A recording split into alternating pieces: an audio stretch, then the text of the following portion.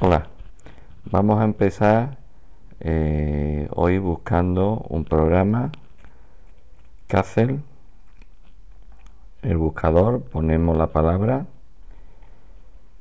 y en la primera opción pinchamos con el botón derecho. Ya estamos en la página que buscábamos, damos a comenzar y vamos a itinerario de estudio. Pinchamos y abrimos por circuitos. Hoy vamos a estudiar el inversor de giro de un motor trifásico mediante un mando con conmutador de 3 posiciones. Pinchamos, cerramos las pantallas que abren inicialmente y vamos a recordar un poco el circuito. Vamos a recordar un poco el circuito de fuerza.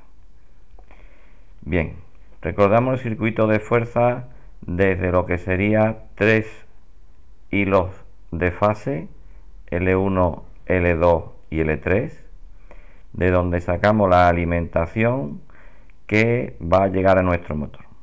Motor M3, símbolo de alterna, trifásico, que va a estar protegido primero por un interruptor magnetotérmico tripolar que nos va a proteger del consumo y protege a los conductores. A continuación vemos que utilizamos dos contactores, el KM1 y KM2. La inversión de giro, recordamos, se produce cambiando dos fases de su posición original. Si nos fijamos, L1 en el contactor KM2 entra en el contacto 1, sale del borne 2 y vuelve al mismo lugar donde estaría si hubiese entrado el KM1. Y si observamos, a continuación vemos como L2 va al contacto 3, se cerraría KM2, pasaría al 4 y sin embargo va a la posición derecha, cambiando de lugar respecto del original que estaba en el medio. Nos fijamos ahora mismo en L3, que está en la derecha de los tres conductores. Si pasa por el KM2, una vez que pasa, llegaría a lo que es la posición central. De tal forma comprobamos que en un circuito de fuerza, para conseguir la inversión de giro en el arranque directo de un motor trifásico, como condición era necesario cambiar una fase de lugar. Al cambiar una, evidentemente cambia otra por la posición de la anterior, permaneciendo solamente en su posición original una sola fase. En este caso, la única fase, tanto si entra KM1 como si entra KM2, la única que queda en su posición original sería L1. De tal forma que, bajo ningún concepto, cuando estamos ante una instalación para invertir el sentido de giro de un motor trifásico, nunca, subrayamos, nunca podrán entrar los dos contactores. Nunca podrán cerrarse los dos contactores al mismo tiempo. El motivo, bien sencillo. KM1 hace circular en el siguiente orden L1, L2 y L3 las fases, y si estando cerrado KM1 cerrásemos KM2, ¿qué es lo que ocurriría? Que L1 pasaría por KM2 y llegaría a la misma posición L1, pero L2 y L3 respectivamente van a cambiar de posición, provocando lo que sería un cortocircuito, o bien mejor dicho, dos cortocircuitos de forma directa.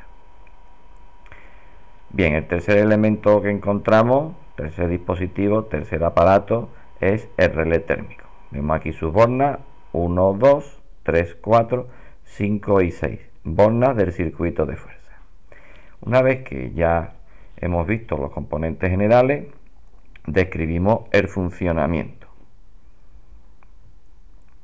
Para que funcione KM1 será necesario crear un circuito de maniobra, igual que para circular la corriente por KM2 tendremos que realizar el mismo circuito de maniobra. Dicho circuito de maniobra tiene que tener una protección que impida que KM1 y KM2 puedan funcionar simultáneamente, debido al cortocircuito que produciría el funcionamiento simultáneo de los dos. Vamos a ver circuito de maniobra. Pinchamos en menú, vamos a esquema de mando, hemos pinchado sobre él y lo convocamos y lo colocamos en esta posición. Vamos a ver la descripción de este circuito. L1, L2, que provienen de esta parte de aquí. ¿Veis estos dos hilos, estos dos conductores que salen? Bueno, pues estos dos serían L1 y L2. Primer dispositivo, un interruptor magnetotérmico unipolar. A continuación nos encontramos los contactos auxiliares del relé térmico que estaba aquí en el circuito de fuerza. Cuando el relé térmico detecta una sobrecarga debida al mal funcionamiento del motor, realizará el disparo, y ese disparo lo conoceremos en el circuito de maniobra con relación a sus contactos 95-96, que es un normalmente cerrado, así que en posición normal, en funcionamiento normal del relé está cerrado, y el 97-98, que en condiciones normales de funcionamiento está abierto. Una pregunta sencilla es, ahora estamos atentos, ¿qué ocurriría con estos contactos auxiliares si el motor, debido a la rotura de un cojinete, a la falta de una fase, funciona de forma forzada, consumiendo más intensidad de la debida y calculada? Pues la respuesta correcta sería: el relé térmico va a detectar esa subida de intensidad por encima de los valores normales, digamos intensidad nominal de funcionamiento del motor, creando el disparo en el relé térmico. Ese disparo produce la apertura de los contactos que estoy señalando yo ahora, de los contactos de fuerza del relé térmico, y el cambio de estado en los contactos auxiliares del relé térmico que están en el circuito de maniobra, de tal forma que aquellos contactos que están cerrados pasarían abiertos, en 95-96 se abriría, y en 97-98 pasaría a contacto cerrado. Bien, hecha esta explicación, vamos a continuar con la descripción del circuito. En condiciones normales, la corriente pasaría del 96 al selector de 3 posiciones, que en la posición 0, tal como se dibuja ahora, estaría abierto tanto a su izquierda como a su derecha, sería la posición de paro. Si lo colocamos hacia la izquierda, posición 13-14, la corriente circularía hasta que llegase al contacto auxiliar normalmente cerrado NC 91-92 del KM2, y al estar cerrado llegaría a la bobina KM1, haciendo que esta bobina se excite y los contactos auxiliares de KM1 pasan a la posición contraria. Buscamos en el circuito si hay algún contacto auxiliar abierto, que no lo hay, y ahora buscamos si hay alguno cerrado, que es este que estamos viendo aquí. Si la bobina KM1 se excita, ¿qué ocurre con su contacto auxiliar normalmente cerrado? Bien, los contactos cerrados se abren y los abiertos se cierran. Luego el KM1 cerrado 21-22 se abre, impidiendo en todo caso que funcionara la bobina de KM2. En este sentido, cuando KM1 se excita, se cierra sus contactos de fuerza, provocando el funcionamiento del motor en un sentido. Vamos a decir que KM1 es izquierda. Para cambiar el sentido de giro del motor, ¿qué tendríamos que hacer? Pues primero tendríamos que hacer que abriera KM1 y después que cerrara KM2. ¿Eso cómo se consigue? Se consigue con el selector. Ponemos el selector en la posición central, parando de esa forma el contactor KM1. Veis que si lo pongo en el medio ya no puede circular corriente hacia el 14, se queda sin tensión la bobina, y la bobina, al quedarse sin tensión, hace que sus contactos normalmente abiertos se abran, los cerrados se cierren, y en el circuito de fuerza pues vuelva a su posición abierta los contactos de fuerza. Pasamos ahora el selector a la posición 1324. Si lo ponemos en la posición 1324, pasará la corriente a través del contacto cerrado de KM1, que no estaba excitada su bobina, con lo cual el contacto está cerrado, y llegaría la corriente a la bobina del KM2. KM2 en el circuito de fuerza se cierra, provocando el funcionamiento del motor con dos fases cambiadas respecto al KM1, y entonces el motor gira en sentido contrario al anterior. Vamos a decir que es sentido a derecha. Recordemos que delante de la bobina de KM1 había un contacto cerrado de KM2. Al excitarse KM2, ¿qué ocurre con este contacto normalmente cerrado? Bien, la respuesta correcta sería que se abre. Ocurre algo parecido como lo que ocurría con el KM1 cuando se excitaba la bobina de KM1. A esto le llamamos nosotros bloqueo eléctrico. Vamos a recordar qué es un bloqueo eléctrico. Un bloqueo eléctrico es aquel que provoca un contacto normalmente cerrado en serie con una bobina, siendo ese contacto normalmente cerrado de un contactor distinto a la bobina que está en serie. De tal forma que si esta bobina KM2 tiene delante de sí un contacto normalmente cerrado del KM1, el KM1 cada vez que funciona bloquea a KM2. Todos los contactos normalmente cerrados que haya en serie delante de KM2 provocan el no funcionamiento de KM2. A esto le llamamos bloqueo. A esto le llamamos bloqueo. Si queremos parar el motor, colocamos el selector en la posición 0 y entonces el motor para. Recordemos un poquito las lámparas de señalización. Vemos que de 98 sale un hilo que va a una lámpara.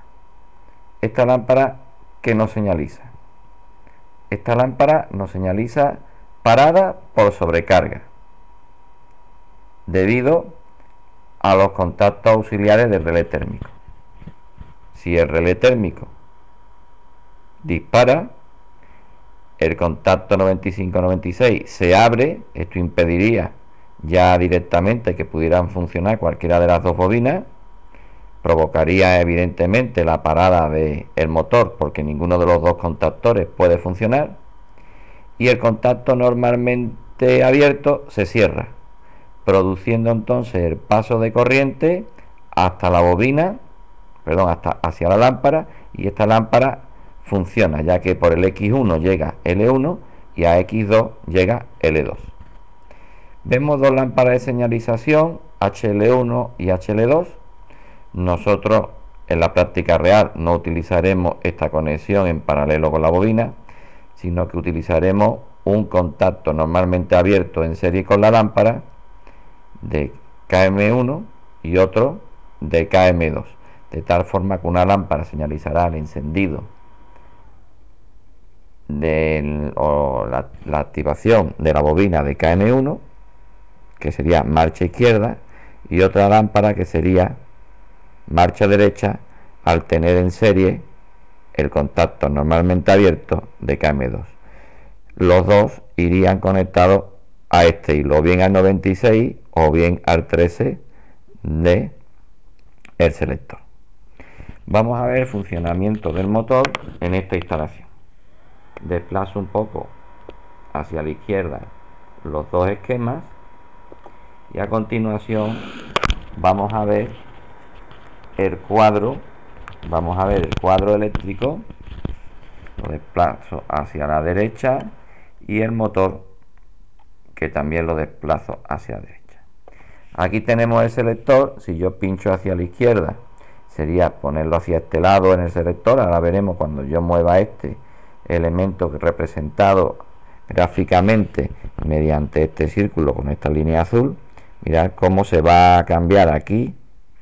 Cuando esto cambia aquí, llegará corriente a la bobina, cambiará de estado, la lámpara se encenderá, este contacto auxiliar cerrado cambiará de posición al excitarse su bobina, y en el circuito de fuerza lo que observaremos es que se cierran llegando corriente al motor. Vamos a comprobarlo. Fijaros cómo ha ocurrido lo que les indicaba. El selector pasa a esta posición, llega corriente a la bobina, L1 llega a 1, L2 llega a 2, y lo mismo ocurre con la lámpara, L1 llega a X1 y L2 llega a X2. Si yo quiero parar el motor, tendría que poner el selector en la posición 0. Fijaros cómo se han cerrado los contactos auxiliares, los contactos de fuerza, y el motor está funcionando. Un detalle en el símbolo muy interesante y que nos da más calidad en nuestra representación gráfica es poner el contacto a tierra, ¿vale? Bien, ponemos entonces el selector en la posición 0. Al ponerlo en 0, pues no llega corriente a la bobina, se desexcita y este contacto vuelve a su posición inicial y los contactos de fuerza se abren. Ahora vamos a la derecha. Veis como ahora el selector lo hemos pasado a la derecha. L1 llega a 1 de KM2, su contacto auxiliar que estaba cerrado se ha abierto, impidiendo que por cualquier causa pudiera llegar corriente a la bobina. Es un bloqueo de seguridad, esto es una situación de seguridad añadida, y la lámpara funciona y el motor gira al lado contrario, ¿vale? Bien, yo creo que es interesante la práctica, ¿de acuerdo? Muy bien, muy bien.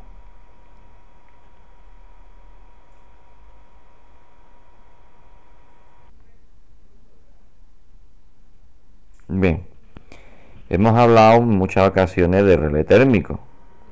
Para que nadie se le escape el detalle, el relé térmico, el que estamos usando, veis que tiene la representación del 95, 96 normalmente cerrado y 97, 98 normalmente abierto.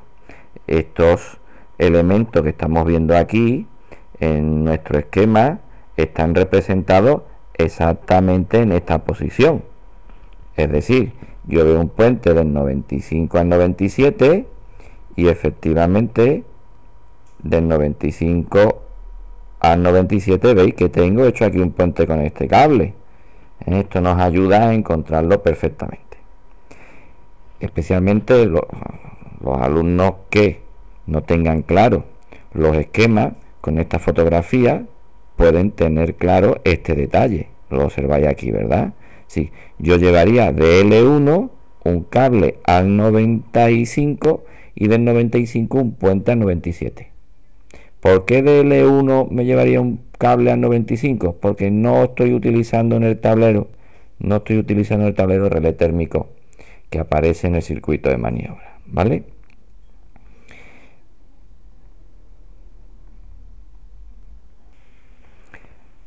Observamos ahora el relé o interruptor magnetotérmico que voy a utilizar en mi cuadro, que sería este modelo. En la representación del programa es exactamente este elemento. Sí, yo llevaría las tres fases directamente, llevaría las tres fases a la entrada del elemento que estábamos viendo anteriormente. Es decir, L1, L2 y L3 entran por aquí detrás, L1, L2 y L3 entran por aquí detrás, ¿ok? Y van como elementos de salida L1, L2 y L3. L1, que para el circuito de maniobra lo puedo sacar desde aquí, y L2 del circuito de maniobra lo puedo sacar de aquí. Es decir, de tal forma que vamos a intentar buscar aquí para que lo veamos un poquito mejor, ¿ok? Es decir, L1, L2 y L3 estarían exactamente en esta parte de aquí.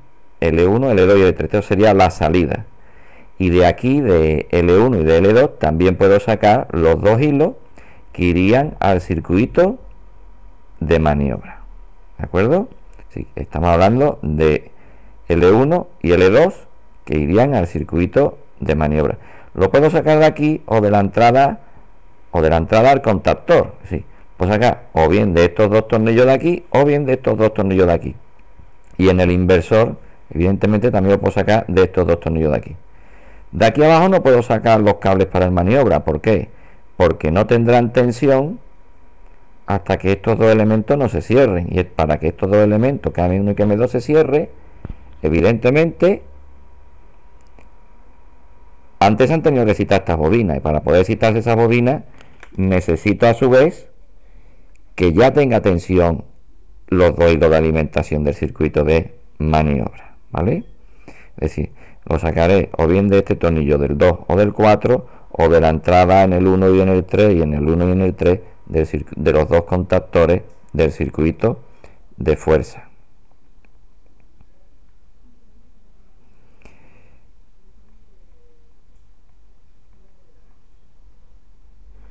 Bien, aquí tenemos una fotografía donde podemos observar, bueno, nuestro relé y los contactores. ¿Ok? Bien, aquí estamos viendo los contactores. No se nos olvide, la entrada del contactor estaría por delante de esta imagen y esta sería la salida. De tal forma que cuando yo estoy representando el esquema, no debo de olvidar que este sería KM1, KM2, y en la fotografía este podría ser perfectamente KM1 y este podría ser perfectamente KM2. Si nos fijamos con detalle, este sería el A2 en ambos.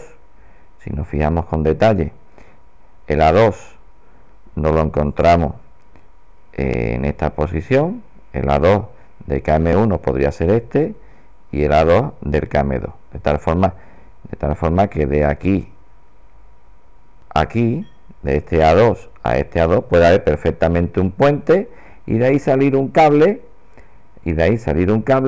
que tendría que dar la vuelta por la canaleta,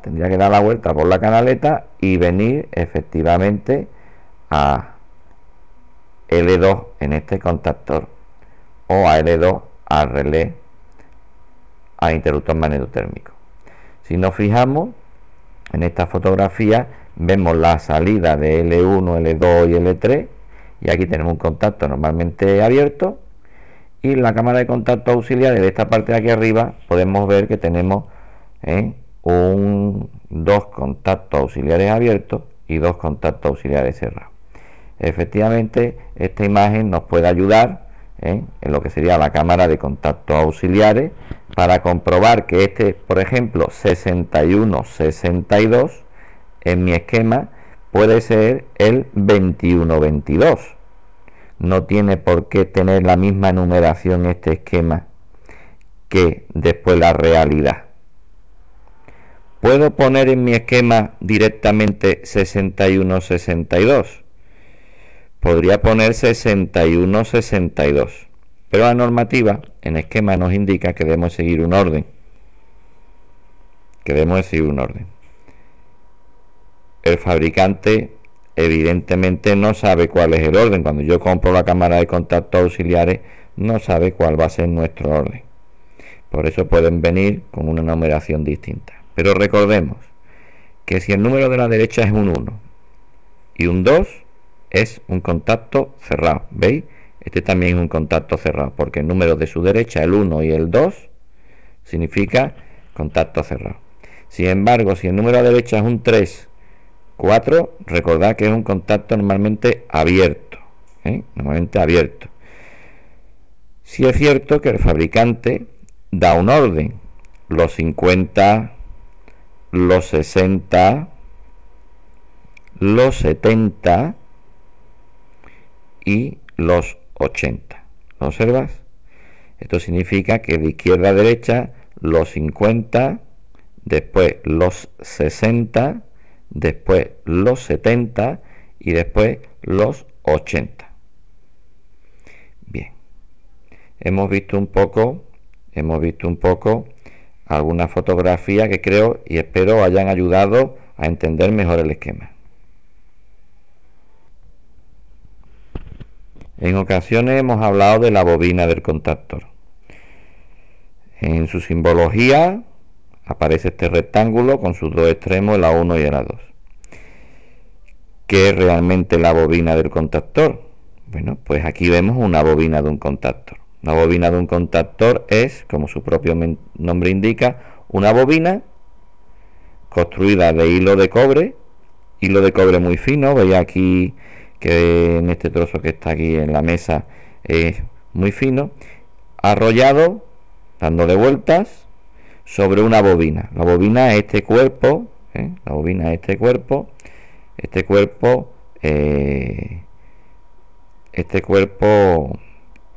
de plástico, ¿vale?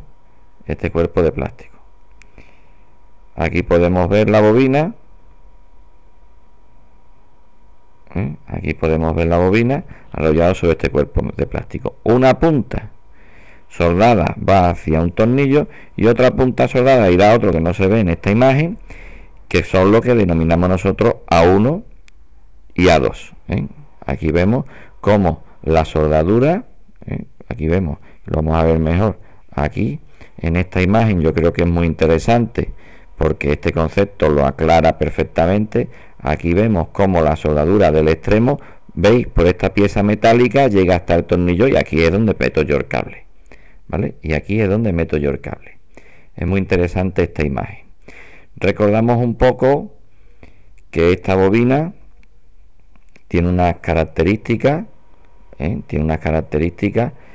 que lo podemos observar de tensión. Esta bobina en concreto era una bobina de 48 voltios, no era de 220, para un circuito que no era de 220. Estamos viendo el hilo arrollado de la bobina. Me gustaría enseñaros un elemento que también hemos estudiado, que es el contactor abierto, ¿vale? Veis aquí el muelle, el resorte, que hemos estudiado en alguna ocasión.